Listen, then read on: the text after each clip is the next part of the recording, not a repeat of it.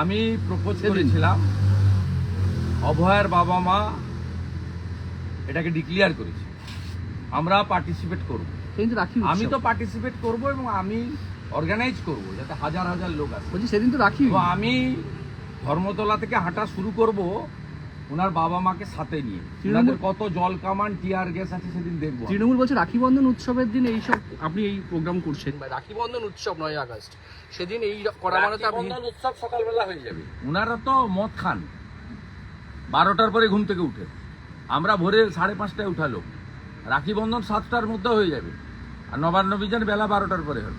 একটা শেষ প্রশ্ন। হাতে বোনের কাছ থেকে দিদির কাছ থেকে রাখি নিয়ে আরেকটা বোনের বিচার চাইতে, মমতার পদত্যাগ চাইতে, ওর বাবা মাকে সাথে নিয়ে আমি আগাবো, পারলে আটকান।